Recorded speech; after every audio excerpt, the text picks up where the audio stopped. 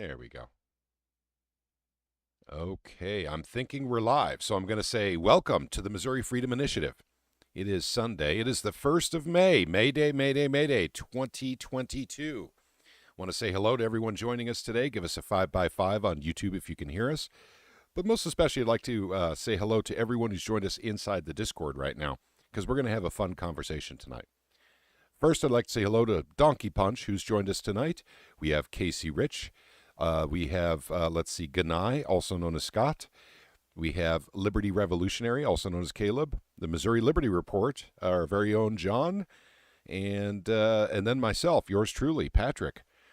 So, okay, we're getting 5x5s. Excellent. Thank you very much. And hello to Sheraton Farmer and Voodoo Queen. So, yes, and Warrior Class is letting us know 5x5 as well. And, of course, as always, guys, if you ever wanted to come and join us in the Discord, you're more than welcome to. So it's open to everybody, and it's free. It's a nice place to meet. And we're going to talk about several things tonight, but mostly we're going to talk about corruption.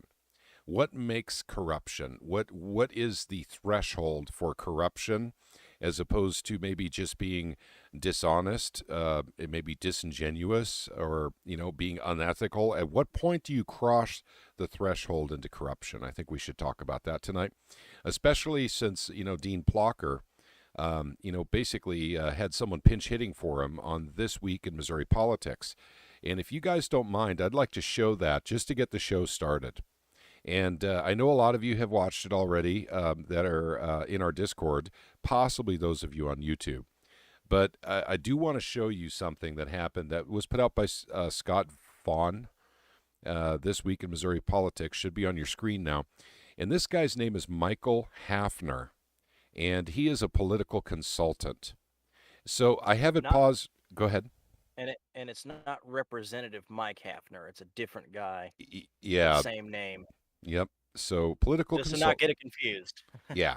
So we're not confused. We just want to cover what happened on This Week in Missouri Politics, especially since Scott has decided to turn off the comment section of his YouTube channel now.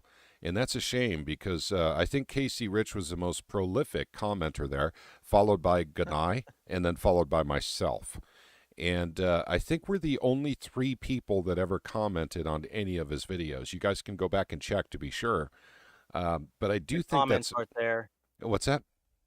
The comments aren't there. You can't see them once they turn the comments off. Yeah, I know. The comments are turned off now, and that's not the way it used to be.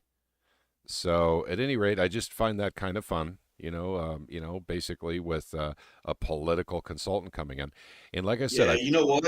I don't think we're going to be able to carry that show anymore if they turn those comments off. Yep.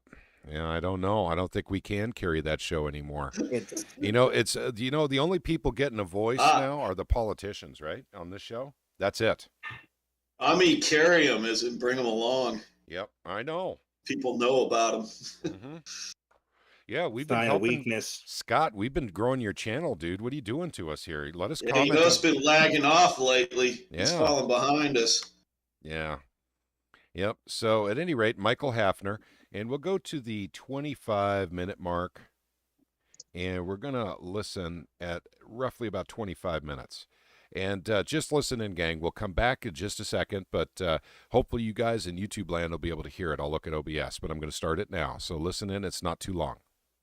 And say, we're going to take this, and this is what we're going to pay you. That's unfathomable to me, that we would be that way. Just strikes folks in Missouri. Eminent domain's a hard thing to sell in rural Missouri. There's no greater responsibility, I think, than protecting our constitutional private property rights of our farmers. And this has been the biggest priority of our ag groups for the last few years. Yeah. Mike's leadership, Representative Hafner's leadership in the House has been tremendous on it. Jason Bean is in the Senate. It's time to get it across. If you don't pass this, Deering's going to shoot someone, right? I mean, that's true. Give me a real quick prediction. You got to get a congressional map out of the legislature to the governor's desk. I certainly hope so. What, you think that's going to happen? I am not confident. What do you think? I'm not confident. Not a chance. What do you think? No. Yeah, I kind of don't think so either. When you have the Democrats and the Conservative caucus combined with no real reason, I don't think it happens. But with a minute left, who won the week? Dean Plocher, look, there's no shortage of folks in the building from both chambers that are coming to him with some, frankly, quite wild ideas, and he's handling it with grace and professionalism, and that bodes well for the future. It's going to be when the whole state gets a look at him next year, they're going to be impressed, I think. I think so. Who won the week? I would say. Okay. We had a little bit of feedback going on from the KC side, I think. So we'll go ahead and I'm going to mute you for just a bit, KC. Okay. Let's do that one more time, and we'll be right back on this. I want you guys to listen to this guy again, what he says about Plocher. It's quite mind-blowing, actually. Okay, here we go again. What do you think? I'm not confident. Not a chance. What do you think? No. Yeah, I kind of don't think so either. When you have the Democrats and the Conservative caucus combined with no real reason, I don't think it happens. But with a minute left, who won the week? Dean Plocher, look, there's no shortage of folks in the building from both chambers that are coming to him with some, frankly, quite wild ideas, and he's handling it with grace and professionalism, and that bodes well for the future. It's going to be when the whole state gets a look at him next year, they're going to be impressed, I think. I think so. Who won the week? I would say. Okay, that's it. So this is a paid political consultant coming on, and let me unmute KC here. There we go. Paid consultant. He came in basically to just talk on the show, and he says we can expect good things from Plocher. He's handling everything very gracefully with how crazy the bills that are coming at him from his peers inside the House. So let's talk about a few of those crazy bills, guys, those conspiracy theory crazy, just mind-numbingly crazy stuff. Let's start with parents making a decision about whether or not their kids get vaccinated with the beer flu serum. That's pretty insane, isn't it? I mean, the government should be making that choice, right? I mean, isn't that yeah? I don't know. I got some toilet paper here so I can wipe the shit off his nose. Okay. All right. Oh, okay. Maybe that one's not crazy enough. Maybe I didn't get crazy enough. Let's try something different. How dare we as citizens make decisions for ourselves? Oh, that's why there's government to make those decisions for us. You betcha. Because they have our best interests at heart. Yeah, they certainly do. Okay, so Especially apparently, Dean. Yep. And welcome to Rebel Cry, by the way. Rebel Cry has joined in. Hey there, buddy. And so let's try something else then. Maybe there was something else that was just way too crazy. How about the elimination of sales tax in the grocery stores for food items? That was just a little too crazy, right? That was a little too insane. Oh, that was just insane. They can't lose revenue. Yeah. How are we supposed to pay for all the government stuff that takes over our lives if we're not taxed into oblivion? Well, two ways, actually. Number one, the lottery is bringing in much more money than expected. That was actually taking care of the overflow from the grocery store. And then also the state of Missouri, because we're in big inflation right now, is collecting 30% more tax than it did just last year. And so at any rate, so those are the two reasons, they've got enough now. In fact, they're looking at ways to return money to the folks. And I think a tax cut would be a really, really good way to do it here. I think at the grocery store when food prices are going up. But that's too crazy, isn't it? That's insane stuff. Remember what that consultant was saying? The crazy stuff is Republicans and Democrats were coming at him for. Okay, maybe that's not crazy enough. Let's go for bananas crazy nuts right now. Oh okay. Yeah, let's do it. Let's do it. Okay. How about a law where you're innocent until proven guilty? That's pretty nuts, isn't it? Yeah. Are you serious? Yeah. Yeah, no. there was a bill like that, guys. I'm serious. There was. You can't put the burden on the state. Hey, Yeah, I know. Right? are you one of those people that didn't sleep through your Constitution class in second grade? Yeah. What? Well, guys. You're one of them people, aren't you? Yeah. Well, no, me, no. You're one of those terrorists, aren't you? Yeah. Well, I think I am. I'm Did you starting eat a to lot think of I am. chips? Yeah. Domestic terrorists, aren't you? Paint. That old paint, those paint chips were actually quite delicious. So That lead's awesome. they were. Can't eat just one, man. Yeah, you can't. It's, I wish. it's a spicy chip. Yeah, it's a spicy chip. Plus, I had a little Got dehydrator, that so I'd collect lots of sweet lead chips and flavor in it. dehydrate them all at the same time and put them in bags and sell them. And no, I'm teasing, of course. But guys, this is what we're getting right now from This Week in Missouri Politics. Now, did anyone from the House of Representatives actually go on this show and actually pitch for Plocher? The answer is no, not a one. A paid consultant had to come on and tell us how awesome Plocher was. Isn't that great, guys? Maybe It's a spokesman. a spokesman. Yeah. Well, he's got like $500,000 in his campaign war chest. And he's got no one running against him in the primary. So he's got to spend it somewhere. Go ahead. He is. I can't believe he's just within that barrier where someone's actually willing to take payment to talk about that. Ugh, talk good about that guy. Yep. Uh, Yeah. Well, you know what? Up until we exposed him this time around, did you ever really hear anyone talk bad about him? I mean, in the media or anything? No. Well, actually, yes. The SEPA crew, we knew about Plocher years ago. So we knew about him. I mean, there are others. Aside from that, no. No, the answer is no. Yeah, so nobody's been talking about what he's been doing. of course, they're Deciding what he's going to block and not what he thinks should be on the floor, not what anyone else in the House think, or what the people think. Like people calling up wanting their bills. Yep. The ones they care about. And it's a shame too because Scott Vaughn, whatever his name is, and of course this political consultant are talking about, he's really coming into his own. Everyone's going to see how awesome he is next year. Of course, what they're alluding to is the fact that he is basically expected to win his election and become the Speaker of the House of Representatives for the next 2 years in the Missouri legislature. And so that's what they're referring to. The fact of the matter is that no Republican from the House would come on and talk about him, not even his special friend Rudy Veit, speaks volumes, guys, and I'll tell you why. 54 Republicans in the House basically voted for Susie Pollack's bill 2009 to bring it back to the floor to repair the damage that Plocher did with Veit to the bill. And but of course the other Republicans voted against it along with all the Democrats, those who didn't want parents to make their own, choice about vaccinations. So you guys need to remember this as we go into the election season.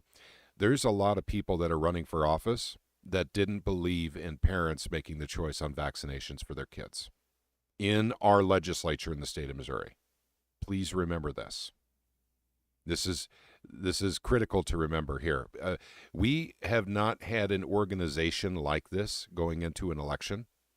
So this is our first Missouri election that we are actually going into as an organization. And there are many other grassroots that have formed, not ours formed because of SEPA. That's the whole reason we came together. But all the new ones that are coming up right now are all based on basically the beer flu and the serum and the mandates. At least they started that way. They saw the tyranny forming. So these grassroots are forming all over the place. And I think per capita, Missouri has more grassroots going on than any other state in the union right now. I have nothing to base that on. I can't show you any charts or statistics or graphs or anything else like that. But I have a pretty good feeling that's the case. Plocher needed a paid consultant to make him look good on This Week in Missouri Politics. That's the takeaway from that video. That's no joke, gang. Plocher he's becoming universally hated. In fact, we've heard a rumor. And rightfully so. Yeah, we've heard a rumor that one of his financial backers is really angry with him right now, too. That's as much as we can say, though. So not only do more than half of the Republican caucus disrespect and not like Plocher at all, now people who are contributing to his campaign kitty are unhappy with him as well. So just keep that in mind as they have a paid political consultant come on and talk about how awesome Plocher is. I've never seen that before in This Week in Politics. a paid political consultant come on to, talk about how awesome a politician is. I've never seen that ever.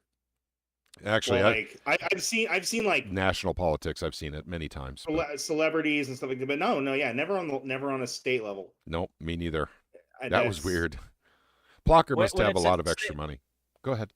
Well, I mean, when he's hurting that bad politically, and he's between the things that he has done that we know he's done, and the things we can probably suspect that he's done, he's getting a pretty bad name in the state of Missouri. Yep.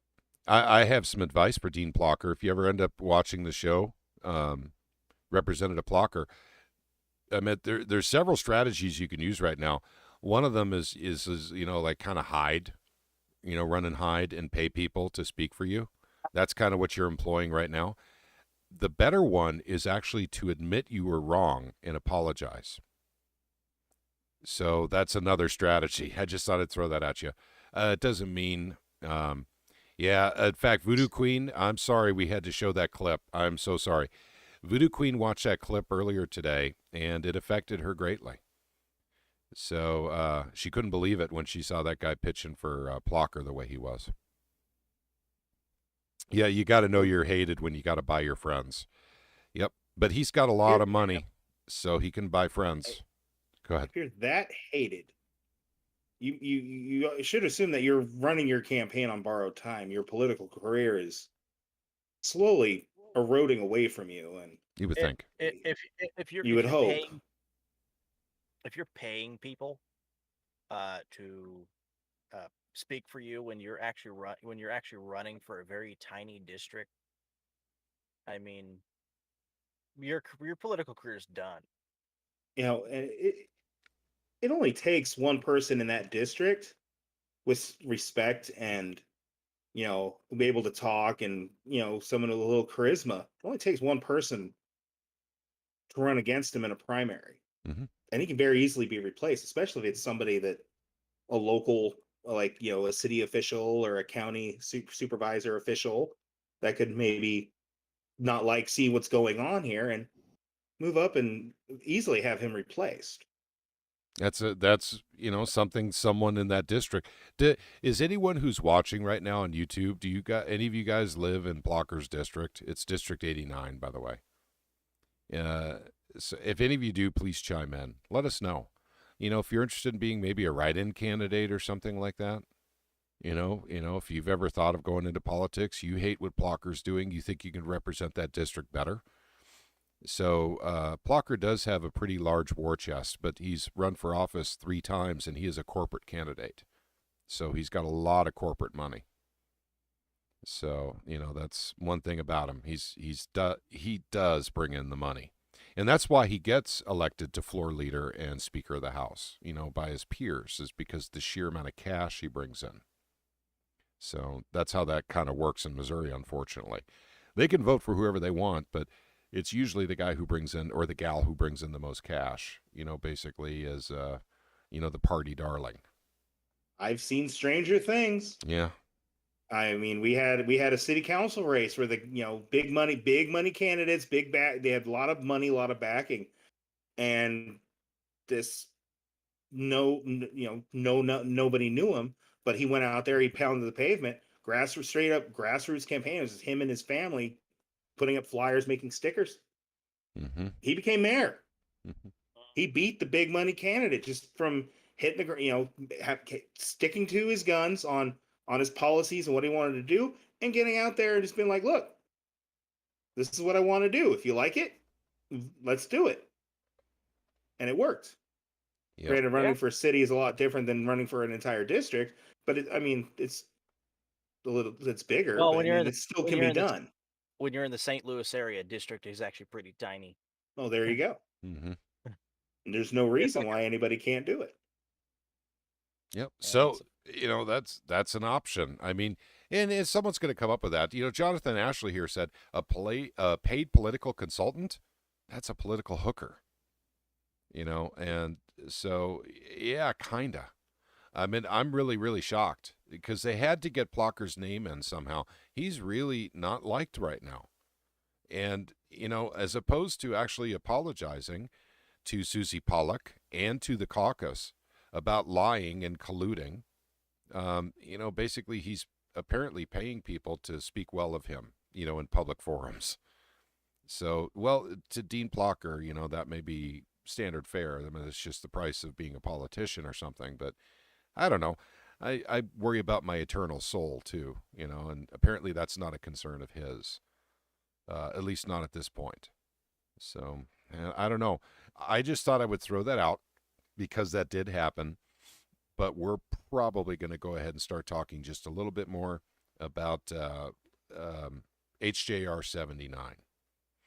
So, go ahead. Quick, Plocker's got all the friends that $500,000 can buy. That's right, he does. And actually, in Missouri, you can buy a lot of friends for $500,000. Hell, I'll be your friend for a 6-pack. Yeah, exactly. Yeah, I'm a cheap whore. So, but that's essentially what's going on at this point. It's that bad. Dean Plocher, I'm so sorry that it went this way for you, and you got caught in your lie, in your collusion with Rudy Veit, and then lying to the caucus. I'm so sorry you got caught, but just man up, dude. Just man up here. Everybody can see it for what it was. Does he think that the people of Missouri are that dumb? I think he thinks no one's paying attention. Nobody's gonna put wow, you paid a guy to talk good about you. No, he really is he really is that sociopathic. He thinks that people are stupid. Mm-hmm. And that's the kind of person that should never be in office. That to me is the definition of a tyrant. Yeah, he is somewhat tyrannical. Yeah, I'd agree with you on that. And Gary Ride says, Plocker's district is a high rent area. A lot of money there. But those people are smart in that area. He may lose money when his district hears the truth about him. Well, that's true. He's got more than enough to run this cycle. This is his last year in the House. I'm sure he'll run for the Senate after he tries running for the House. But at any rate, it is what it is. He's got a lot of money to run right now. It's saved up money from the last 3 cycles he ran that he didn't need to spend. Let's see. His district is about 30 mics from me in Eureka. Gotcha. 30 miles. Okay, gotcha. Yeah, if you know anyone in his district, just let us know, Gary. That'd be interesting information. Yeah, Dean, we're not impressed. We're truly not impressed. But clearly you are very, very wealthy and very powerful, and you've got nothing to worry about. And so just, keep on lying, keep on colluding, and keep on making, trying to disgrace your colleagues. And, because apparently you feel better about yourself when you do that. But, maybe there'll be retribution. You just never know. You just never know. I love what Jonathan Ashley put on here. A paid political consultant that's a political hooker. Mm-hmm. That's right, pretty much. Okay, so enough about Plocher because Plocher is what Plocher does, but I do want to talk a little bit about HJR 79. We're getting to the very end of the legislative season. So all the fun that we've had during the legislative season, which is somewhat boring sometimes, this is where the crescendo happens. And this is all we have left, gang, because Dean Plocher literally destroyed every bill that we cared about, that the Missouri people wanted. It's isn't that interesting? The bills that we picked out early in the year ended up being the most popular bills this year. Isn't that interesting? You know what it means? It means the people of Missouri wanted these bills. That's what it means. But Dean Plocher knows better than us. Well, more specifically, Dean Plocher, along with, it would be, his financial backers, his political backers, and Dean Plocher himself basically are choosing what laws we get in the state of Missouri during his tenure. So, yeah, I'm not too happy about that. So, all right, but go ahead. And that definitely needs to be reformed. Yep. That needs to be changed. We could change the rules in the House, and that's one thing we'll do with our... That's what needs to happen. Yep. They need to make it to where all bills that are signed by the people, the past petition and past committee are to be heard on the Senate floor no matter what. Mm-hmm. Yeah, it's the problem is that because he's a Senate Majority Leader, he's the only one who can bring bills to the floor. Oh, yeah, the floor leader. So The House Floor Leader. yeah, And so he'll never do it because it takes away his power. correct. Well, And it's because go ahead. it goes against his prosecutor buddies and his police union buddies backing. Really, anything that the people want to do goes against them, and rightfully so. Mm-hmm. And aren't prosecutors supposed to be representative of? They're supposed to represent the people. They're in supposed criminal to. cases and stuff. Sure. Yeah. They never do. Mm-hmm. Of course not. Kind of like they represent themselves. Also, in that same episode of This Week in Missouri Politics, they decided to try pushing an endorsement of Vicky Hartzler. I already know her. Yeah, I saw that too. That's nuts. Yeah, she used to be the Cass County prosecutor. Yeah, that was in there. Absolute dumpster fire. Absolute dumpster fire. Well, and then you have that kind of person that's backing Plocher. Yeah, I know. Well, not just hang on. He's a guy back in Plocher, but I want to talk about Scott Fawn real quick. Scott Fawn was pushing for, good old boy Shots. You guys remember it was like 2 weeks ago. Yeah. It's hard to forget that episode. I put a comment in our Discord that I cannot say on the air about that episode. Where is it? No. We can't say it. We can't say it. It was in our Discord. If you're in our Discord, you saw me actually make a funny comment that is certainly not appropriate for our live stream in relation to Scott Fawn, this guy right here in the center of the screen, who is the presenter. He runs the Missouri Times website and also This Week in Missouri Politics on YouTube. The acronym known as TWIMP. Does he sell used cars? Because he really looks like a car salesman. Actually, like one of those really shady ones. I don't know. I mean, he He looks like a shady car salesman. He really does. I just call it how I see it. I'm not trying to say anything bad about the man. I don't even know him, but I'm just saying, you got that collar out. You're sweaty when you shouldn't be. You're selling some water damaged cars. I'm just saying. Yeah. Well, on top of that, you turn your comment section off. On top of that, just makes it even worse. Yes, it does. Yeah, and the thing is, he's not selling water damaged cars. He's selling federal money damaged politicians. Yeah, pretty much. Yeah. And he loves his cowboy boots too. And Scott, deals in corruption. That puts it even further in the hole on the used car salesman. Mm-hmm. It's like the guy that talks to the big old country act and the big old 10-gallon happy. He's like this big around. He's sweating when he shouldn't be. Yeah, used car salesman. Okay, so it is what it is. There's nothing we could do about the perception that's building around you, Mr. Scott Vaughn. However, we would advise you to probably not help people in their political campaigns anymore. That's just our advice, and that's because you're a large, sweaty car salesman that's selling water-damaged vehicles from Florida wearing cowboy boots. Doesn't he call himself a dumb hillbilly or something like that? He does. He calls himself just an old dumb hillbilly. Fat hillbilly or something. I can't remember what it was. Yeah. And you know what? Yeah, that's good. I'm not into and nobody argues it either. Yeah. No one has. No one has, hey man, don't say that about yourself. Or hey man, your perception of yourself is ludicrous. It never happens. Probably rolling their eyes. Oh yeah, like nobody knew. Come on.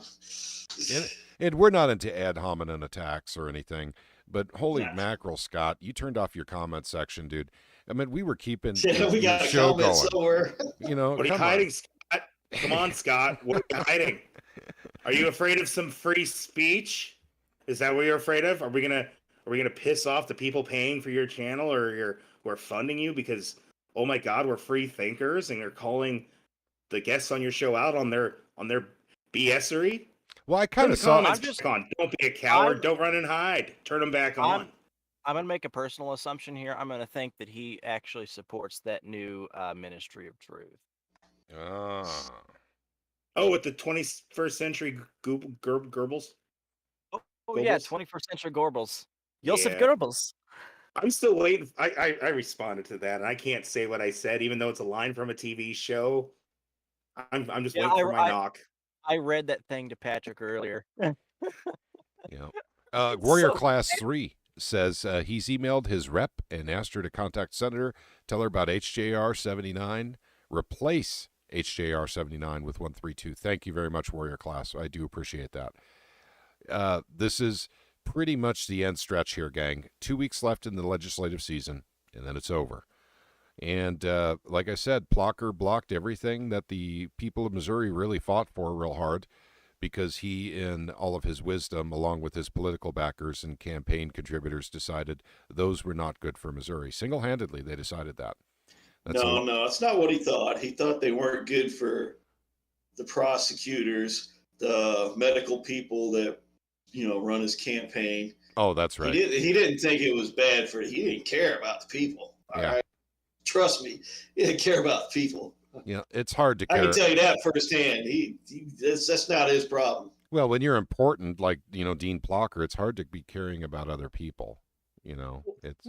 I mean, how much lack of integrity do you have that you would actually go against the will of the people who put you in office to bury bills that would benefit the people of that you represent?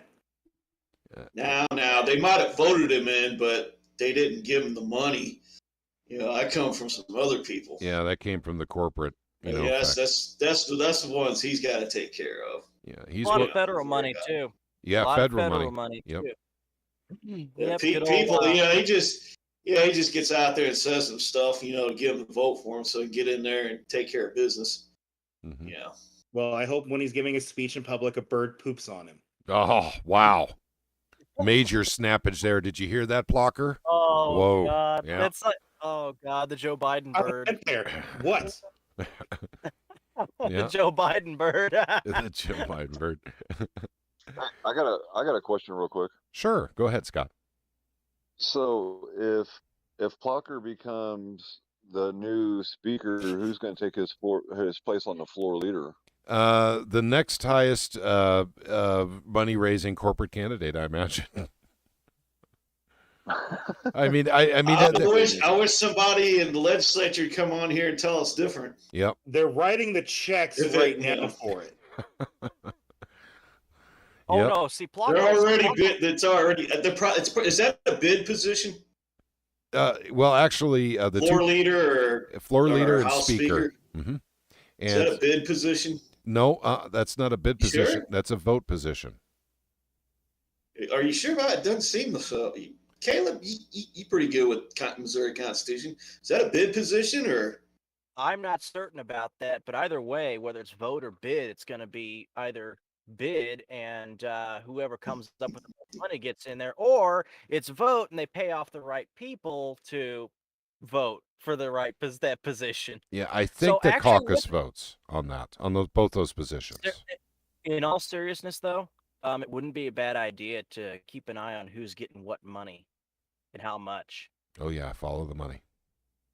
Follow the money. I'll vote for you for 25 schmeckles. So we can make sure we can undermine whoever they're trying to put in there in his place. Yeah. Well, who knows? Maybe we'll get a good person in there. Shoot.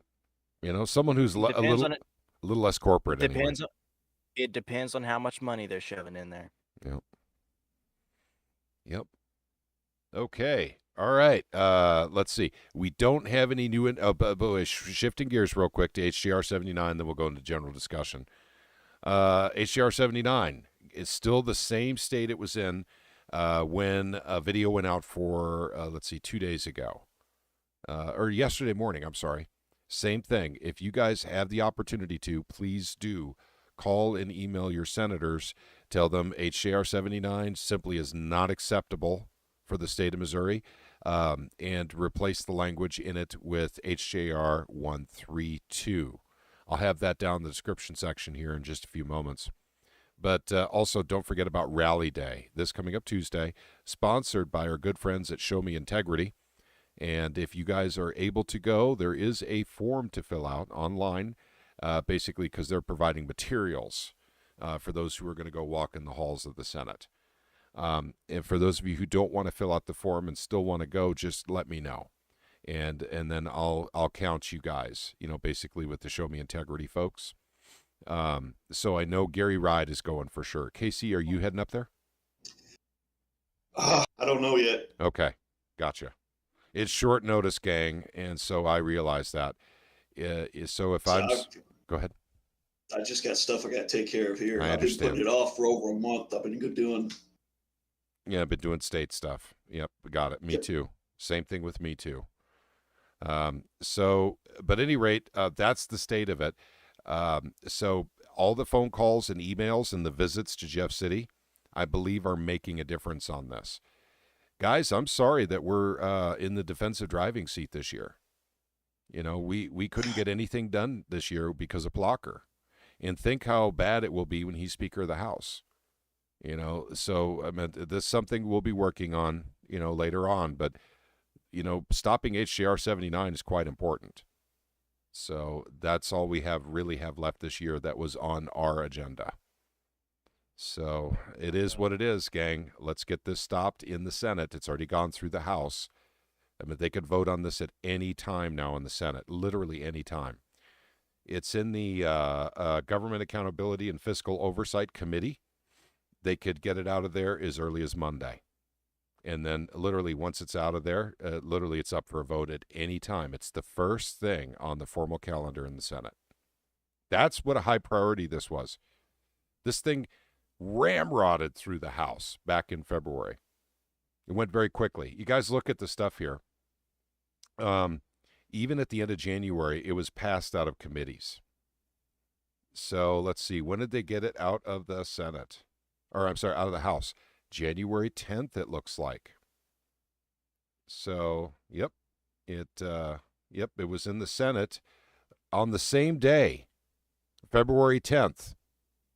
It was actually first read in the Senate. Holy mackerel. The day they pass it out of the House, it had a first read in the Senate. I don't think I've ever seen that before. How about you guys? That's it may happen, but wow. That's okay. I think there's a plan to get that thing through. I think the closest thing we had to that was with SEPA getting out of the House, and then it just sat in the Senate for 6 months. No, it sat in there for 10 weeks. 10 weeks. Well, Yep. so that, yeah. Yep. So This- 2.5 months. Yeah, this one basically voted do pass. Let's see, it was in the Senate, and let's see, third read and passed, 210. Public hearing on 4/11. Yeah, this thing was sped through. There's no doubt about it. And we're talking about HJR 79. That's what a high priority they placed on this, gang. Did they put a high priority on HB 2009, the most popular bill this year? Nope, sure didn't. Put a very low priority on that. It doesn't benefit them. Yep. This does. Yep. It doesn't benefit their backers. Yep. No, HJR 79 definitely hinders the people and benefits the politicians. Yep. Yep. By making that process that much harder. Yep. In fact, you're right. What Donkey Punch said is actually right on point. This literally scoops power from the people and delivers it right to the General Assembly in Jefferson City. In fact, the way that bill is written, HJR 79, it would be virtually impossible to get something on the ballot with how that bill is written. Virtually impossible to do a ballot initiative from the grassroots, from the people, and in front of the people for a vote bypassing the General Assembly. Remember now, the whole idea of a ballot initiative in the state of Missouri is to be able to bypass the General Assembly when we need to. This is very clear to us why we need it now with, you talk about Dean Plocher doing what he did this year and getting away with it. This is why we need it. If we need to get around Dean Plocher, what we would use is a ballot initiative. So, that's just, one aspect of the ballot initiative that many people aren't paying attention to right now, or maybe paying attention to is not the right way of saying, understanding why we have to have a ballot initiative process. So, there's politicians out there that simply don't want us to have it. I And- believe those are called political parasites, but Yep. Well, honestly, it's up to, word needs to get out to the people and go like, hey, you need to contact your representatives that when, you need to vote no on this on 79. You need Yep. to vote no on it. If you don't, we're going to vote you out of office. Yep. You will no longer have a political career in this state. Yep. And be forceful and be direct and just, don't threaten, but be direct and just be like, hey, if you don't do what we want you to do, we will replace you. You are replaceable. Yep. Every elected official is 100% replaceable. Yep. And if you fail to do the will of the people, it's the job of the people to get them the hell out of office. Indeed. Hey, And Pat, yeah, hey there, buddy. hey, is it possible that we can stand out? Like, it's obviously going to be brought in front of the people to vote on. Is there any way we can stand out front of the election halls and inform people on the bills that they're about to vote Well, on? hang on a second. If we defeat this in the as Senate, you're not within 100 yards. yeah. Well, I think it's 50 feet. I think it's 50 feet of the entrance. They're allowing people to sign petitions when I went to vote just a few weeks ago or a few months. Was it? Yeah. 2 Yeah, months you ago. can. Yeah, You can. Yeah, you could do. You're not I think it electioneering. is 50 feet. Go ahead. Yeah, I think it has to be within 50, outside of 50 feet from the polling place. I know it's 50 feet in where I'm at. I think it's in 50 Ohio. feet statewide. Yeah. So Yeah. to answer your question, if we defeat 79, or well, hang on, there's several. Here's the three possible options. Number one, 79 just dies. It just dies. It doesn't make it to a vote because the blowback from 79 is huge. And I don't think the politicians even expected the blowback the way they're getting it now. So it could just die in committee. Number two is they could replace the language with language from 132 and pass it in the Senate, send it back down to the House, and they probably don't have enough time to pass it in the House. So it dies in the House. Number three, And with the language of 132, Plocher probably wouldn't let it on the floor. yeah, that's why I'm talking about it dying in the House. The House can get stuff done much more quickly than the Senate generally. But at the same time, there is the third option that it gets replaced with language from 132, gets passed through the House. It literally goes to the governor's desk for signing. That is the third option. Those are the three most likely scenarios. I don't think 79 will pass as it is right now. I once again, it's just my opinion, but the blowback has just been huge. I think the Senate is hearing us loud and clear now. We've let them know. I mean, it wasn't enough that it was like 20-1 at the hearings. 20 against it, 1-4. I mean, apparently that wasn't enough for them. So, I mean, a bunch of pissed off people in Missouri wrote letters and, sent emails, made phone calls, and visited Jeff City to literally talk to their senators and say, this nonsense has to end. And Who was it that was for that? Dairy Farmers of America. No, what was it, Casey? Missouri Farm Bureau. Missouri Farm Bureau. Farm Bureau. Oh yeah. I'm not surprised. Okay. That's actually, ironically enough, Farm Bureau. That's one of. Is that? I'm pretty sure that's one of Parsons' backers. Yeah, it's probably. I'm sure that they're politically connected. I mean, we're a farming state, gang. So, I mean, there's a lot of farmers and, farmers unions and farmers associations and all kinds of farm stuff going on here. Yeah, but usually the farmers aren't for that kind of shit. You got a handful of them, though, that are very politically connected that, like their federal money that have that. Yep. And we have Robert with us. Robert Smith. How you doing, buddy?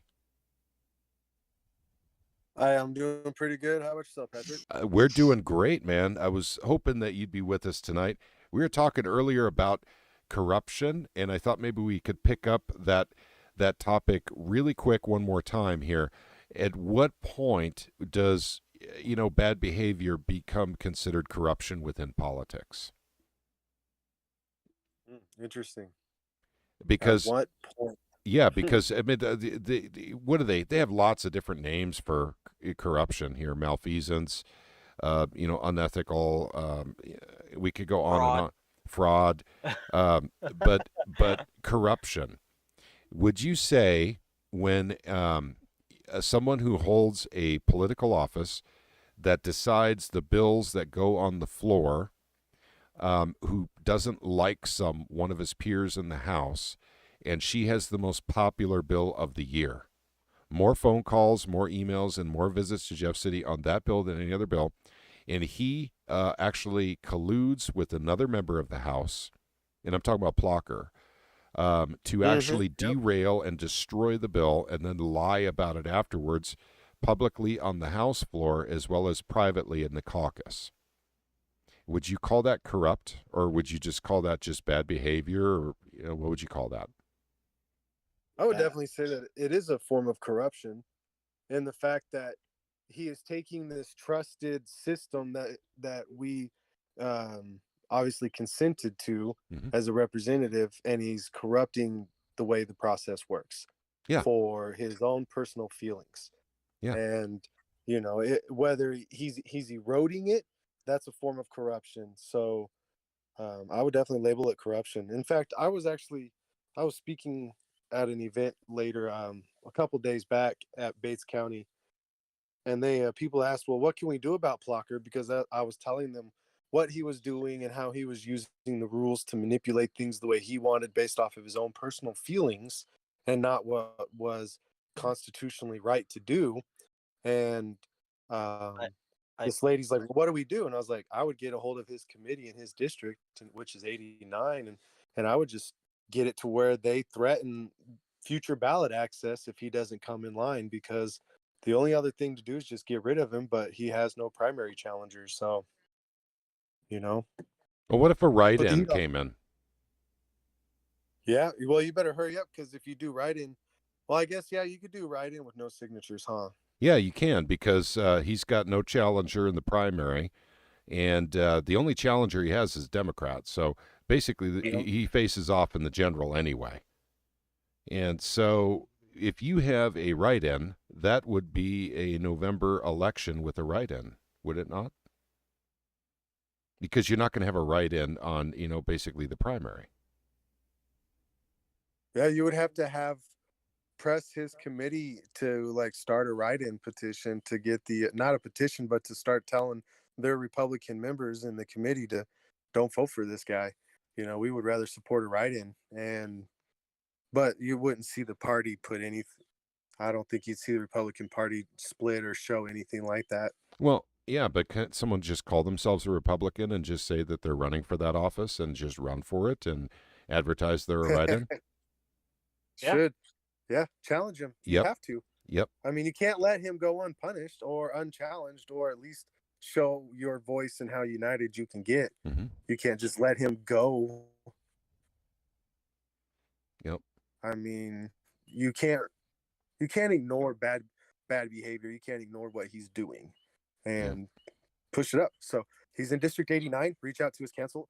I've been telling people, reach out to the committee people in his area, because the Republicans are pretty organized. So almost every county has an organization. I was speaking at the Bates County Republicans, and hopefully they start putting pressure on to scrub the people that need to get scrubbed.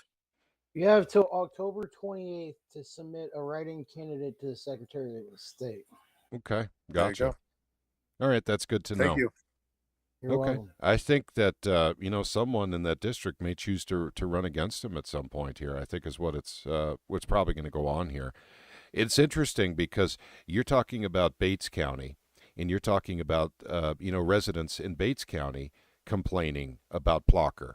Can you tell us why? Was it Susie Pollock's bill they were pulling for 2009? I mean, there's going to be a reason that they know what's going on with Plocher. Well, the reason was me. Oh, you. So, okay. All right. Yeah, I was speaking about the ballot initiative process and why we should keep it. And so I'm telling them, we use this to get away, to circumvent poor government, and I pointed out, government is poor. We need to circumvent it because it's slow. And usually when it does make a choice, finally it's wrong. And we were talking about how many people like term limits. 95% of the room, if not more, raised their hand and supported term limits. Well, we got that through the ballot initiative. So I was talking about some of the bills that Plocher was blocking right now that we may need the ballot initiative for, and such as 2118, 2009. What was the food one was 1992, I believe. Food tax, and these people aren't going to limit themselves. They're not going to take it upon themselves to do the right thing. Then we need to be able to circumvent them. And so this lady was like, well, how can we stop Plocher from doing this? And,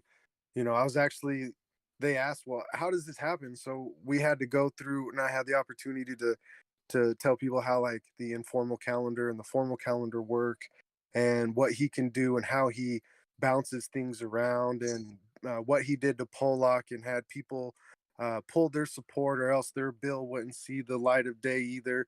And so, they're kind of like, well, what? They're upset about this and they asked what they could do. So I sent them towards District 89. Yep, good for you. I mean, so that's what we're here for. That's what we do is to form a network. And I mean, so it was pretty good. I had a great time there all the way up until they found out that I was also a candidate. But it was a good time. They're receptive. I felt like there was a lot more libertarians there than they realize. So there's a lot of people that are Republican that definitely have strong libertarian leanings. They said they were excited about it up until they heard you were a candidate. Well, they were excited about everything I was telling them. Later on in the night, they found out I was a candidate for the district that I was in. They were in my district, and they didn't like the fact that I was there. And once they knew that, like this one lady wouldn't even talk to me at this. So it was kind of fun. I mean, you didn't even come there to talk about that district. You're just informing them about something that's happening in the legislature. Well, later on that night, they found out I was a candidate and gave me 5 minutes to speak. And everybody's very receptive except just a few people. But it was there's a lot of liberty lovers in that room. I could tell. Were those ones unreceptive named Carol, Karen, or Kevin? I don't know. They wouldn't give me wouldn't talk to me, so they wouldn't give you the time of day. Yeah, the one turned her back on me when I stood in the circle. Like she just her name's probably Karen. So was I was older, just like older or younger?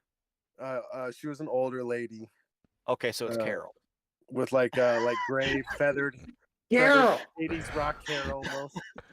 So if it's younger with the bob hair, it's Karen. If it's older with curly or any kind of gray hair, it's Carol. Okay. Hey, I got a question here, and I'd like to direct this at our good friend Missouri Liberty Report. And so, John, you got this one here? I got to read you a question here. This is from Illiterate on the YouTube chat. Why is Missouri so important when the rest of the world is falling apart?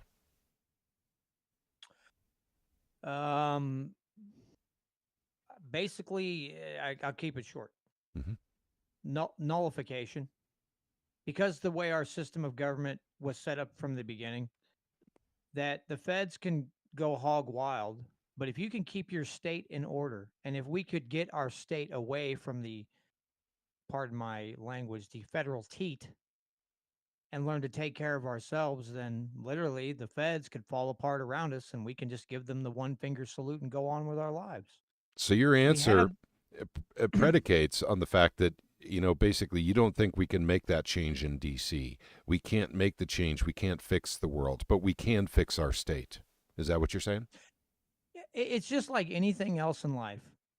If you the more local control you have, the closer you can bring the control mechanisms towards yourself, whether it's your city, your county, your state, the better chance you have of success and the less meddling you have to worry about. I mean, especially at the local level. But if you can get your state in order,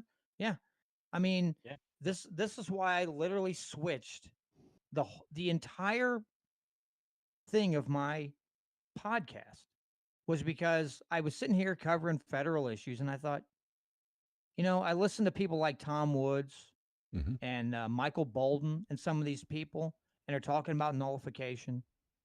And they're talking about basically civil disobedience to anything the feds do that try to implant themselves into your state. If you can tell them no and wave them off, shrug them off, whatever, that's a beautiful thing. It doesn't necessarily have to be violent. It can be you can practice civil disobedience. SEPA, prime example of giving the feds the one finger salute. Mm-hmm. It's a beautiful thing, and I think it is sad that the rest of the world is falling apart around us. But if you have the ability to make people in a state or a town or a county or whatever more prosperous and more free, the founders pretty much urged us to do these things, to throw off a tyrannical government. So it's kind of in the system that we live in that was designed. It's an inherent, you know, responsibility for us that if we can throw off tyranny, that we have the responsibility to do so. So yes, it is sad that the rest of the world's falling apart. But one thing that you can do, it's very important here in the state of Missouri, or whatever state you live in, is to lead by example. So if we can show other states that, hey, you can regain your freedom and you can ignore the idiot brigade, the breads and circuses in Washington, D.C., then it is, that responsibility falls to you. If you think that you can sit there and vote more freedom in DC, I'm sorry. I hate to bust your bubble. It ain't happening. It's not going to happen. But you do have the ability with enough people. And that's something else you have to focus on is educating the masses.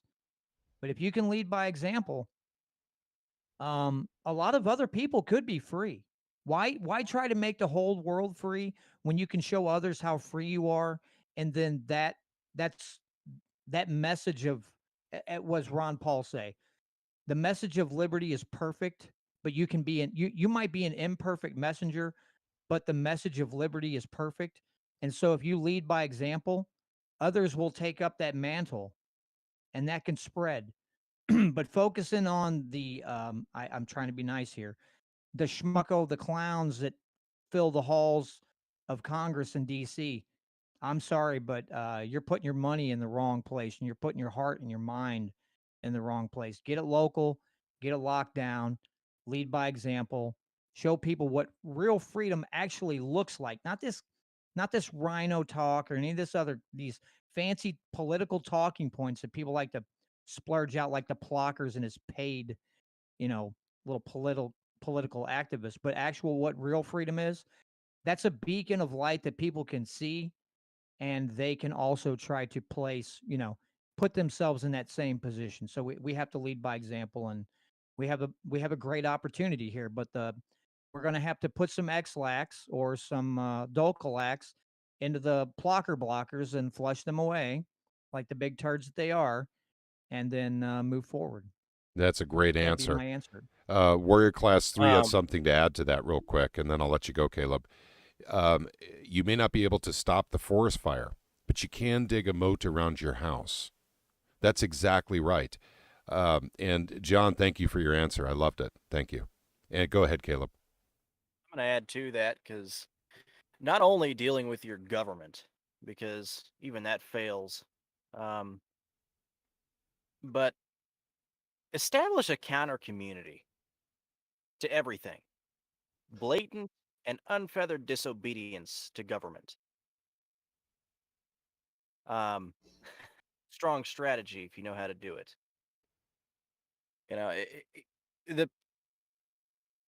Who was it that said that? Was it James Madison?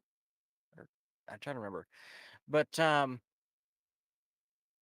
claim your rights as derived from the laws of nature, not as gifts from your chief magistrate. Government has no power when you don't use their tools. That's and right. by that I mean, if you don't use their dollars, they can't tax you, they can't steal everything you have. Because you never use their dollars, you never circulated it through their IRS, you never made it trackable or traceable. Mm-hmm. It's just separate from the system. Build a community, build a structure of a community, and then agree to a common defense of that community, and leave it anonymous as to the names to it. Yep. I'd like to add real quick. I want to stress something that Caleb just said. And I know some people are really good about stressing these words. Natural law. Mhm. We always talk about rights and laws. I think I know again some of us are very good at it, but we need to stress natural law, not government given rights, but or people think that your rights come from government, but natural law is something that we need to really focus on those words and the impact instead of just saying rights and so on. But go ahead, Caleb. Sorry. Government can only exist if you let it exist. Government can only exist, and the financial system it produces can only exist if you partake in it. And it may be one thing if like one or two people refuse to cooperate, you might fail. But if you have hundreds of people or thousands of people just refusing to cooperate in a general area of a state or whatnot, there is absolutely nothing they can do about it. And what happens when they don't like? Because what we're seeing today, we're seeing the death throes of an empire. Yes, we are. In many ways. It's I'm going to interrupt for a quick second there, Caleb, but it's the death of the dollar, and then everything that goes along with it, the throes of this death row that's going on. And it starts with the dollar, but it affects everything. Everything gets affected. Your culture gets affected when your currency is going down in value. Go ahead, Caleb. I was going to say that in terms of the death throes of an empire, when its controlling factor, in this case, a currency and the government's ability to use force, starts getting weaker and outnumbered, they become more dangerous. They become desperate. They will try to do anything and everything in their power to create and instill fear to maintain power. Don't fall for it. Build build your communities bigger and defy twice as much. Double down against them. And at the end of the day, the moment that people separate from the system and mind their own business, and they go out of their way to cause harm, they are the ones who look bad. And they are the ones who wind up being the enemy in the eyes of the people. Yeah, because we have to remember that it's just like when they passed uh you know when they passed medical marijuana in the state, and they said, well, you can't own a firearm if you have a medical marijuana card. Now, most states, there are several states that don't enforce that because the feds have to do it. They just don't have enough people. The feds just don't have enough They people to really go don't. around and arresting everyone. And when he's talking, when you're saying that, Caleb, about creating alternative communities, you get enough people, they literally don't have enough people to come into your They can state and force their they can will. try. They can But try, but they better send bachelors and come heavily armed because it's not going well, to go well for them. and it's not just that. They will look, I mean, as stupid as they look now and as tyrannical as they look now, if people are watching television or they're seeing local newscasts and the government just comes strolling into a state, you want to talk about looking like the enemy. They are going to portray themselves as the enemy of the people right there on the spot. That's my That's going to point. be I know. It's That's just that. that's my point. I mean, I'm trying to provide a visual though with it too. It's like, okay, so you go to attack this bunch of people. It'd be like the government coming to attack the Amish that mind their own business, don't use the dollar. It's the same thing. The only difference, we use more technology. You have a community that might trade a little bit in the dollar with a few dollars here for some outside resources and then just do everything for themselves. Trading and bartering and using whatever intermediary they so choose rather than the dollar. So the moment that you have a bunch of, tyrants and, what's the word I'm looking for? APCs and everything else that try to show up and attack the Amish, what's that going to look like? And how many people are going to respond to that? Uh, knowing the people that I know, um, it would turn into a thing where you send bachelors and come heavily armed, and it probably won't go too well for you anyway. Well, especially if you're coming into a state like Missouri that's got a lot of rural areas, and you've got a lot of this isn't a slight against anybody, but a lot of rednecks with firearms, and the government comes traipsing through. You, there's no way they're going to allow that to happen. They're not going to sit there and go, "Hey, boys, come on in, have some fried chicken." There's going to be something fried, but it's not going to be the chicken. Hey, there's a lot of things that are considered. I'm gonna butter your bread, bad Oh, boy. buddy. Literally, Oh, all they'd have to do is go, "You sure do got a purty mouth." Half of them are going to lose interest right there on the spot. Yeah, but They're like, only no, half. No deliverance. No deliverance. So this is funny. I don't know. Hiring practices today. Yeah. Okay, you got me. You got I me. You got I me. saw I saw someone was selling a sign. I think it was somewhere on Facebook Marketplace, and oh God, it was like forget getting shot. I'm gonna hog tie you until you got purty lips.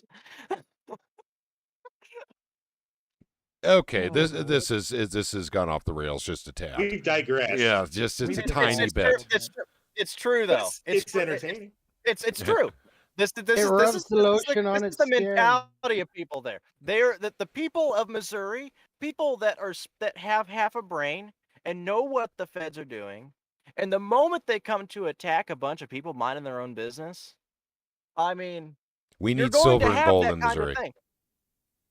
We need Yeah. silver and gold as money in the state of Missouri, gang. We tried to get it It's done, but And keep in mind that's already a thing, but that bill will just incentivize it to become a norm in stores. yep, But exactly. no in matter retail. whether law exists, no matter if that law exists or not, you can still trade in that as much as you want.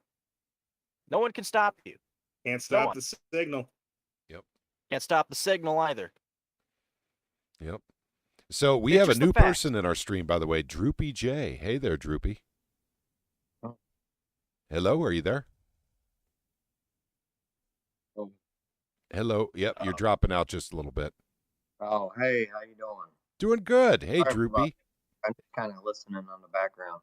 Gotcha. Well, we're happy to have you with us. Are you in Missouri, Droopy?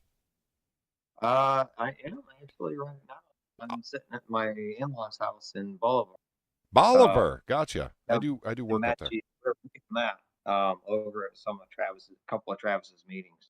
Okay, gotcha. Have you met us at Travis's meetings before? Yes, I have, Patrick. Okay, Very much gotcha. very much. Okay, Right. fantastic. Well, thank you very much for coming in. That's cool, man. Yeah. I just happened to see you were on, so I figured, oh shoot, I'll see what's happening. I think Gotcha. I recognized you. Yeah. Did I run across you at the one on March 6th? Were you at that one? No, it doesn't sound. At Travis's meeting on March 6th. It was Oh, that. possibly. I've only been to 2 or 3 of Travis's meetings. Okay. I'm usually busy. And I just haven't Yeah. really had a chance to get over it. And just in case any of you guys forgot, Travis's Expo is actually at the end of this month on the 26th and 27th, and we will be there. The Missouri Freedom Awesome. Initiative will be there. So, Awesome. Nice. yep. So if you guys are looking for basically a nice expo, there will be speakers there as well. But a lot of people have tables with prepping stuff. I'm hoping the guy shows up that actually makes honey. You know, he's the beekeeper dude, because like we're really low on local honey. So that's one of the things I'm really looking forward to buying there. But there's lots of events going on there. It's all on Travis's page. I think Caleb knows it. It's preparedhomesteadexpo.com. Is that right? Preparedhomesteadexpo.com. Okay. Yep. Oh, he did put a website together. Yes, Okay. he did.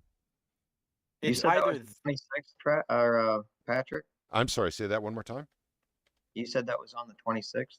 26th and 26th 27th. and 27th. All right. Well, hopefully I'm back in town. I have to make a business trip here on Wednesday, and I'll be done. Okay, It's and I'll make either sure that, yep, there we go. it's either thepreparedhomesteadexpo.com or preparedhomesteadexpo.com. Make sure you double check which one it is before you drop the link in the chat. I already did. I can't remember. And it is preparedhomesteadexpo.com. Okay, all right. Yep. So you guys can go right to that page. And actually, I'm listed as one of the speakers. I got to give Travis some information to put in about me. But at any rate, that it promises to be a real fun time. So at any rate, guys, don't forget about that.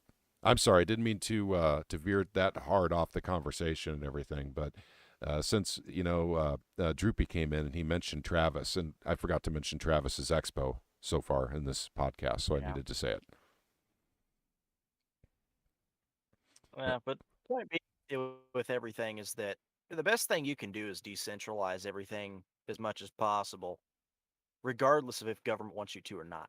Mm-hmm. And there's real possibilities of government trying to stop you as well from doing that in many ways. Don't let them fearmonger you into compliance, because your compliance begets more tyranny. Yep. And that's why. Go ahead.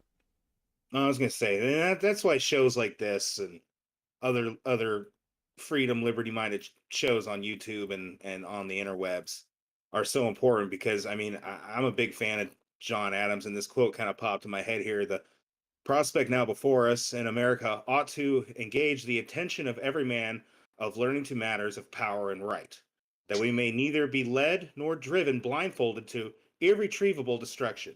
Mm-hmm. That's a great quote. It is, and that's why shows like this are so important. And talking about these matters. I would add to that John Adams prior and up to the revolution, because after it he went to the UK for a while afterwards, and then became president and signed the Alien and Sedition Acts. He went turncoat. Power went to his brain. It was a good quote back when he was a cool dude. Mm-hmm. Yeah. Back when he was cool. Before he became a schmuck. Poor John. It's like John Adams, that is. Yeah. I was gonna say this guy right here. No. Oh, okay. Yeah. But okay. Well, that's why. By the way, I'm gonna steer us right back here. That's why I'm so upset with this week in Missouri politics. I mean, they're the exact opposite of us guys, because they give the politicians a voice to the people. We give the people a voice to the politicians, because we're kind of, opposite that way. And it should be that way. Basically, you don't see Scott Vaughn having, Casey Rich on his show, which is a shame, honestly. I think it would be freaking awesome if Casey Rich was on a show. He doesn't do that. He has political consultants and politicians and mayors, on a show. I mean, that's who he has. This is the people talking to the politicians. What do we want? What do we Missourians want? What do we want in our state?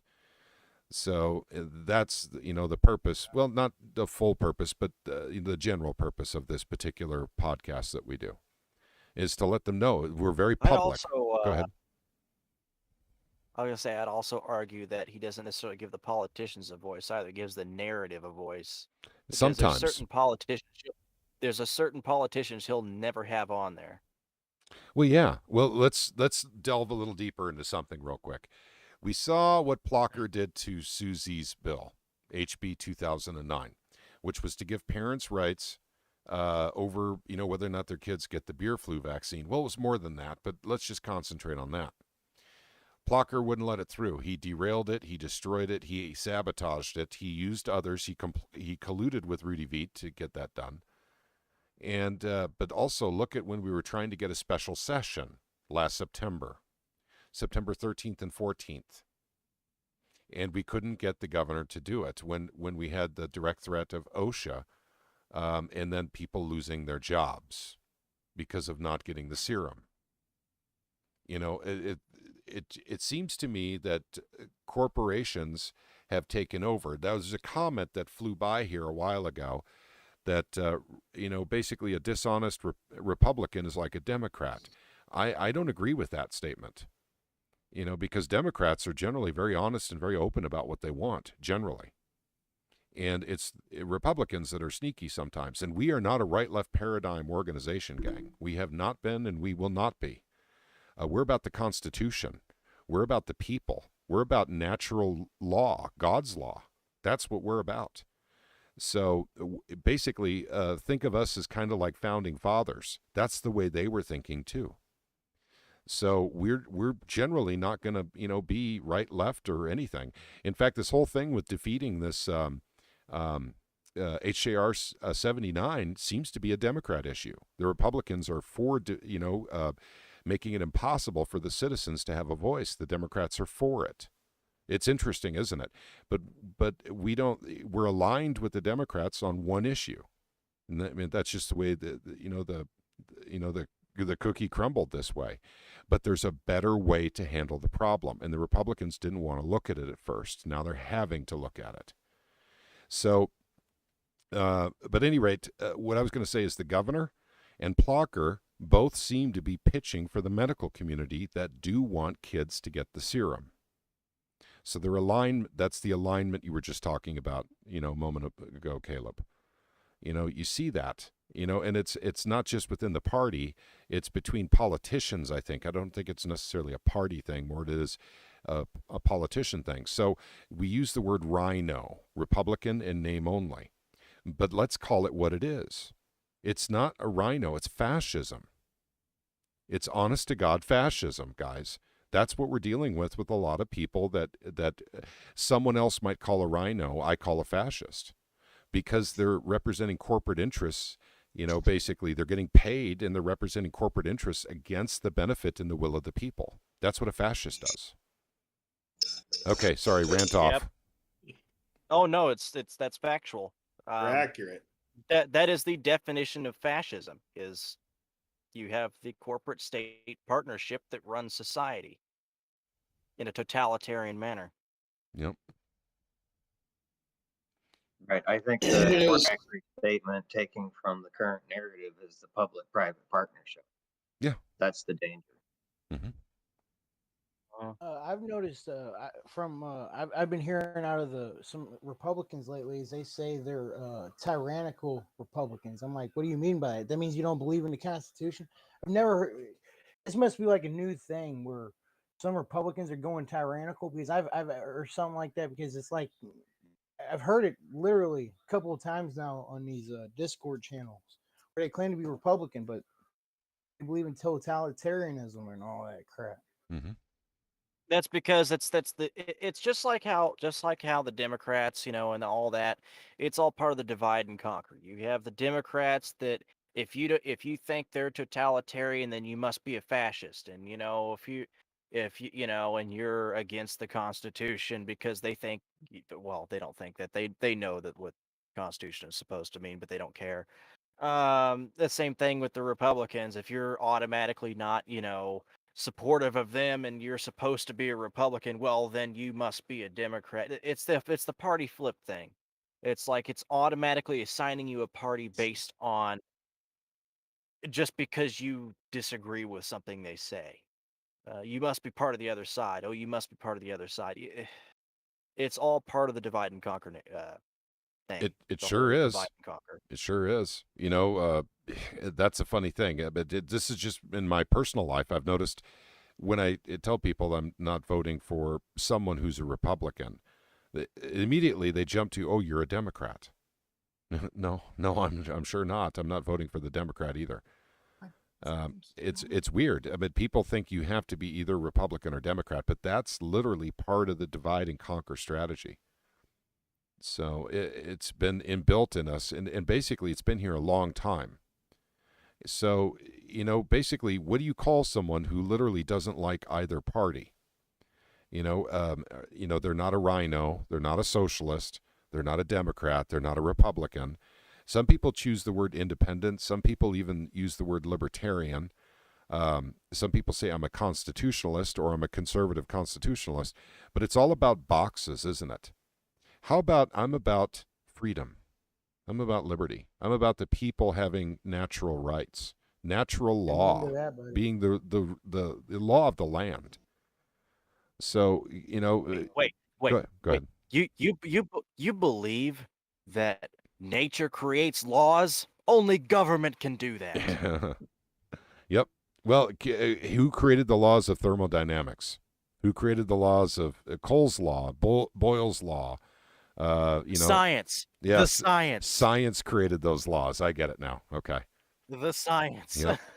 Yeah. Well, it wasn't government. Government didn't create any of these natural laws. Trust me. No, but government established the science. Oh, the science. Gotcha. The only thing I know about laws of nature are that if you poke a bear with a stick, you're never going to do it again. Yep. Don't poke the bear. That's the lesson there. Yep. Take you over to scratchy land. Grant says, I'm for the Articles of Confederation. The Articles of Confederation are actually really interesting, gang. If you've never read them, they're freely available on the internet, and they are a great read. That's the fundamental basis of our Constitution came from the Articles of Confederation, by the way. Yeah. And I like how Bolden put it the other day when he was talking about constitutionality of things. Oh God, it was additive. I forget the exact term he used, additive or something power, but it's only things that are expressly delegated. It's a very there was a specific term, which is if it's not there, it's not written, you don't have that power. Which then you look at like I was talking about the other day, you look at the definitions of the terms and how they changed. They have almost legitimately they have almost no power at all. Okay. I just changed the definition of all my guns to paperweights. Okay. Yep. So they they're not re-identified now. Okay. Your guns are identifying as paperweights. Understood? Understood. Oh. Yeah, my guns identify as undocumented. Mm-hmm. Yep. There we go. Science is the new cult, says Latanya King. Actually, science is a cultish religion now. We're talking about bad science, not all science. When I was a kid, makes me so angry because I love science. I do And too. It's been so bastardized. Yes, Like, it has. It's been just bastardized. I got the words that want to come out of my mouth are so full of expletives that I can't. Yeah. When I was a kid, that's a long time ago, gang. That's a long time ago. But when I was a kid, guess what? They taught the craziest science ever. It was actually, I can remember this in 4th grade. So we're going back to 1980. Okay. And in 1980, science was so stupid back then that they actually taught us in science class that the weather on planet Earth is dictated by the sun and by volcanoes. Well, it wasn't in 1980. Didn't they still think the world was flat? No. You have to go back to, I believe, 1680 for that. 1680. Yeah. Actually, ironically enough, the sun has more. Sure, to one do with weather 2016. than 2016. Yeah, I know there's a lot of flat earthers out there. And go ahead. Ironically enough, the sun has a lot more to do with the Earth weather than many other things. Yeah, that's Unless it's a exactly government true. program. No, my point Except is for government programs. exactly. Government programs can really do a number on the weather. Yes, they can. I think it's really funny when I bring up geological core samples where they show that the natural heating and cooling of the Earth is an actual natural process, and the climate people don't like that when you bring that up.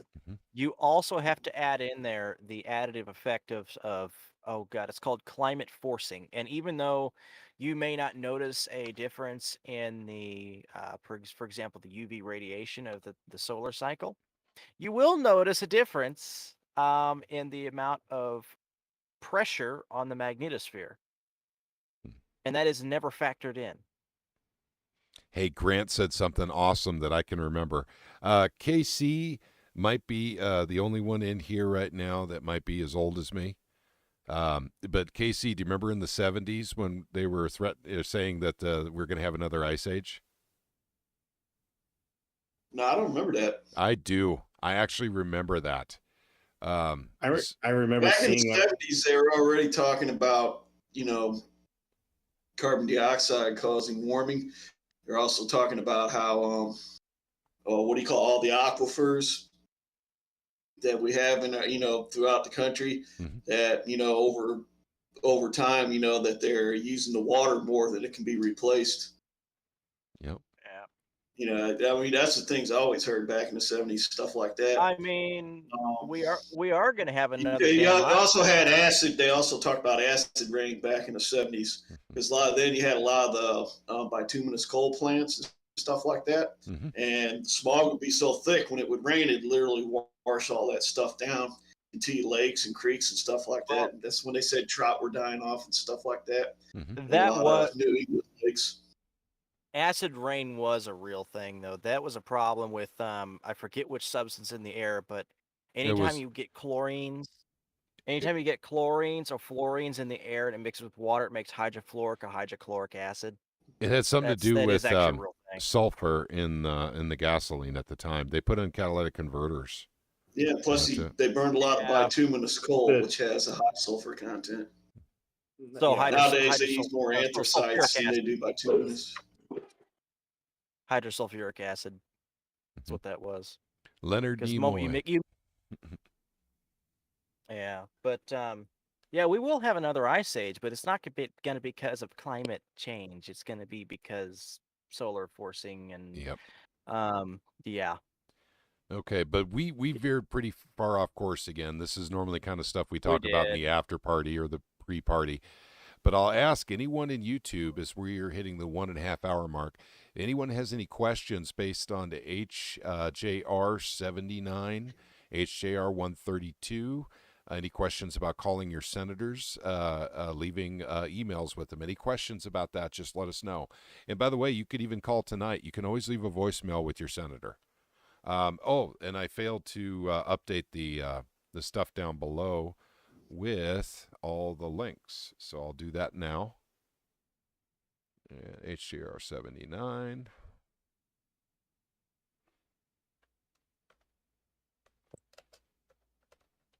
You guys keep on talking here while I'm doing that. Hey, everybody. Hey there. Oh, KC. How's everyone's night going? Doing good, man. Doing good. Hey, is anyone going on Tuesday that's in here right now? Up to Jeff City? For Rally Day? I work there, so I'll be there.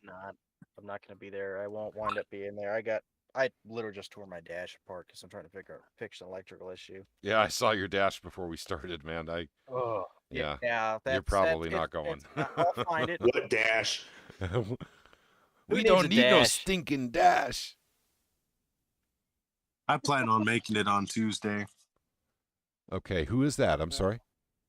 Robert. Okay, gotcha. Fantastic, man. I'll see you there then. I don't know if I'm gonna make it or not. I'm gonna try. But I think I am, but I'm gonna try.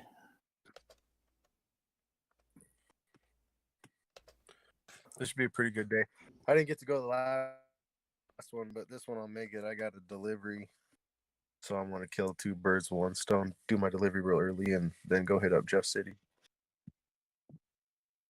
Yep. And I'm right now. It's looking 90%. I'm going up there. My mom's in the hospital, but she's stable. Oh, good. So yeah, that's good news. That's good. Yeah. Okay, and Senator Directory. I just had the most random conversation. Somebody just walked up to my window and asked me for somebody. I had no idea who they are. I mean, you are kind of in Methville of Columbus, Ohio. Oh no, I'm in straight crackhead ghetto. Okay. Yep. So it was a crackhead came to your window. I don't want to say that. I wouldn't say that. Okay, guys, just for those of you in YouTube, the description section right now has been filled out with all the links for everything we did tonight. with the exception of the Missouri News Today or whatever it's called, Missouri News Week or something. So I don't think that's really necessary unless if you guys want it, just say so. I'll give you the link. I'll put it in case you want to go watch it. It's getting to the point where I hate to say this, Scott Vaughn and his program is almost becoming what I might call propaganda. And I really hate to say that. I will just flat out say it. It's been propaganda from day one. Everything they do, they just flat out. I mean, that's my opinion, of course. YouTube, anybody else, that's my opinion. But it just really looks like it's propaganda from day one. Scott Vaughn. Jeez, man. God has turned to the dark side. He did. He turned to the dark side a while ago, but that day he had Dave Schatz on and was just kissing his rear the whole time, because he's running for, U.S. Senate. If you ever talk to Scott Vaughn for some reason, ask him, just inform him he has a little brown stuff on his nose and then on his mouth. I got this. What I got this for. He should hire me. I should be on his show during breaks. I can be like, "Come here, sir." Yeah, I wouldn't want that job. No thanks. Yeah, I'm not that desperate for money. I mean, $20 is $20, but still, I do have standards. You could be the guy that hands him the cup full of mouthwash. Good stuff. Because he's got that stuff all the way down his throat, man. Yeah, I ain't gonna be able to turn the show on now, man. Yeah. Too many bad images. Yeah, I know. You'll never watch This Week in Missouri Politics ever the same again. Trust me. Okay, I need to make some memes now. I need to make some memes and then pass them around. Yep. Okay. All right, gang. Is there anything I've missed that we needed to talk about tonight?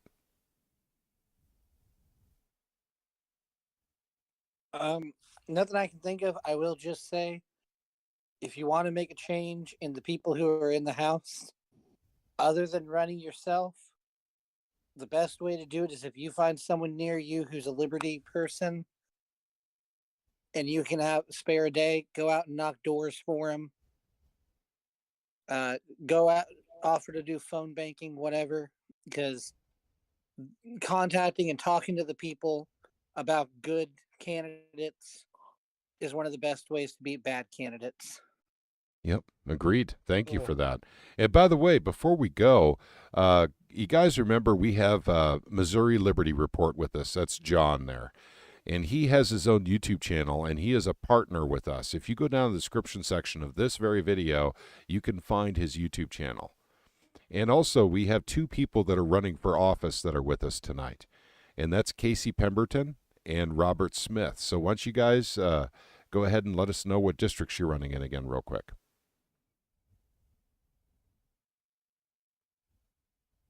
I'm running in District 58, which is Montauk County, Morgan County, and the Clarksburg and California school districts of Cooper. Okay, good deal. And Robert? I'm running for State House District 125, which consists of all of Vernon County. It consists of Bates County up to the Passaic area, and then includes El Dorado Springs in Cedar County. Gotcha. Wonderful. Thank you for that. And if you guys want to talk to these gentlemen, they come in our Discord quite frequently for these live chats. You guys could talk to people that are actually running for Missouri House positions right here in this Discord. So you don't have to drive up to meet them necessarily. And if you're in those districts, these are gentlemen you need to be talking to. So if you know of someone in these districts, send them our way, because these guys hang out with us quite a bit. So these guys ain't afraid to come on here and mix it up. Yep, that's right. So, and once again, I've met Casey. I've not met Robert. I think I'll be meeting Robert on Tuesday. But last Tuesday I met Casey. That was really, really cool, man. He had to get back to work though, so we couldn't. In fact, we were stomping the halls anyway in the Senate, so we had to get up there and get that done. He had to get back to work, but these are two very fine gentlemen. Now, our organization is not built for actually endorsing candidates, but I will tell you, these are two very, very fine people that believe in liberty. That much I can tell you. And so if you live in these districts, you need to hear them out. If you live in these districts, you have to talk to these gentlemen. So, and you could do it right here in this Discord group. Okay, guys, I'm going to go ahead and wrap it up. But as always, I want to invite anyone who is on YouTube right now, come right into our Discord as soon as we're done. The conversation never ends right after the podcast. We stay in here for a little while, at least half an hour or so, sometimes significantly longer. And you're always welcome to join us. And we understand that some folks don't want to be part of a live stream, so I get that. But if you want to just come in and chat with us, and we do have silly conversations sometimes. Sometimes they're quite serious, but they're always good. Yep, a little bit of shenanigans sometimes. A little bit of shenanigans. Yeah. So, yeah, if you want to know. Sometimes a bit of a dumpster fire. Yeah, if you want to know about Tannerite, I meant to hear, this is the place to come. Trust me, right after the live stream. There's a lot of Tannerite talk. Okay. Oh, it's wunderbar, yeah. Okay. Thank you very much for joining us. Don't forget about HJR 79. We're not done, gang. We're not done, and neither is the Senate. But that's really what we need to be working on right now is either shutting it down or getting the language from HJR 132 transposed into 79. So we could actually get out a good bill that services the people of Missouri and not the politicians. That's what we want. That's what we citizens want. So, all right. I want to say thank you to everyone in Discord for joining in tonight and making it such a great show. I love all of you guys. Thank you very much. You guys out in YouTube we love land? you too. Yeah, there we go. There we go. Feel the love, guys. Get in here. Get in here to the Discord. I'm gonna hit you on the wrist with this thing. Yeah, like the old Catholic school teacher. Yeah, that's right. Apparently, I've done something wrong. So, I want to say thank you to everyone on YouTube, guys. All of you. I want you guys to know something, and this is from the heart. People credit Patrick or Casey or Caleb for getting something done in Jeff City. Yeah, we participate. But it's all of us that get things done in Jeff City. And if we had more people in the state of Missouri that were watching their state government, we wouldn't be dealing with the likes of Plocher right now. We need more people becoming active with their state government. Hey, Grant says, love you, Patrick. I love you too, buddy. Knowledge is power. Yeah. And the more you know, the more powerful you become. Yep, that's right. Yeah. That's right. One thing I'd like to bring up, always wait till the end to bring something up. Sure, Casey. And go on for 30 minutes. But anyways, we're talking about how, this bill failed 2009, that bill failed 2118, another bill failed, and Plocher just blocked it. Actually, something really good came out this year. Is we exposed Plocher for who he is. Correct. Now, some people may have knew about it, but he basically, I can't even say we now did. Everybody knows. He did it. He did it himself, and we just happened to be there. Yeah. But that's another thing. Just being there, you make stuff happen. That's right. I was sitting there thinking about that. I mean, when that dude just straight up told me, yeah, 2118 will never see the light of day. I could have just said, man, I ain't able to get a hold of everybody. They're all on the floor. I should just go home early. Shouldn't even bother. But just hanging there that day gave me a chance to talk to that dude, and getting a chance to talk to that dude for him to say what he said. Like I said, he helped us bust this thing wide open. Now everybody know who Plocher. Well, we've had other guys expose him too with stuff him and Rudy Veit did. But the point is, we got something really good here. We all know what the problem is now. It's not the budget. It's not the redistricting. It's Plocher. We got one guy who has way too much power and controls everything. I mean, the fact that I know it wasn't just me, believe me. You had Gary, you had Voodoo Queen, all these people making phone calls and stuff. But I mean, we all basically worked 2118 through both those committees, and then got it to the floor. And then you got one guy with too much power who's basically bought and paid for, who cares more about prosecutors and law enforcement than he does about people. He doesn't even care about people. All right, let's just let's just tell it like it is. All he cares about is his prosecutor buddies and whoever's giving him the money. That's it. But we were able to expose this dude. So actually, I think it's been a really good year.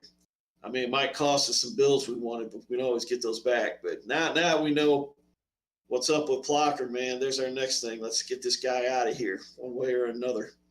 Yeah, Plocher, please don't take that as a direct threat. You're far too powerful for us, and there's nothing we can do to stop you from literally controlling the entire House of Representatives in the state of Missouri, and we all understand that. That's right. Nothing we can do. Don't worry. Go back to sleep. Yep, it's all that's good. right. Yep. Oh, woe is us. You know, We can't stop the bill czar.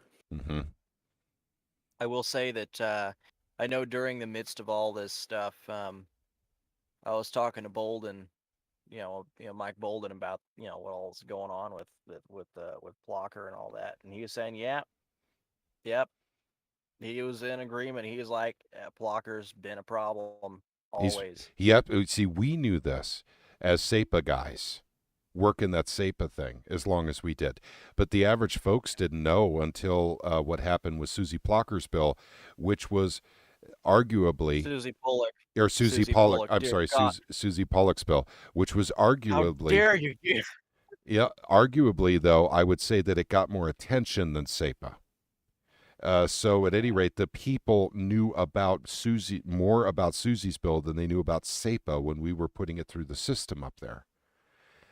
Casey is right. Plocher's been exposed. And the fact is, you have a paid political consultant coming on the Scott Fawn show to basically say something nice about, Plocher the blocker, as opposed to one of his peers in the House.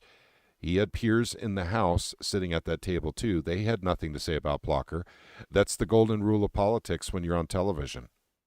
If you got nothing nice to say about your peers, you don't say anything at all. You can say what you want about the other side, but you don't say it about people on your side. But this is why you need ballot initiatives, too. That's correct. The ballot initiative process allows us to get around the House when we have problems like Dean Plocher. Yeah, when they don't want to speak out or talk about what needs to be done. Yep. Okay. All right. Well, thank you for that, Casey. Actually, that was a very important point, because actually many people may say, oh, geez, this is a completely lost year. We got nothing done. Well, we did more than you can possibly imagine. Yep. If you get to expose Plocher, and Plocher, for some reason, not because of anything anyone would possibly do, but let's say he loses his election. I think that would be a very strong signal to the other fascists in the Missouri legislature. I'm sorry, rhinos, fascists. I mean, how should I address them? They're fascists. Fascists. I'm not gonna the other fascists. How about I know. They are fascists. Let's just do this. It'll be a message to everyone in Jeff City. Yep. Everyone. Plocher, hold out your fists. Yep. Okay, so that's, but also too, if we get to stop a bill, that would be very difficult to reverse. 79 would have to go to a vote of the people, but if that went in, it would go in the Constitution. It would be virtually impossible to get it out again. And there's other ramifications for 79 as well, and we're not going to get into that tonight because we're closing up for the evening. But thank you very much for phone calls and emails on 79. We are making a difference.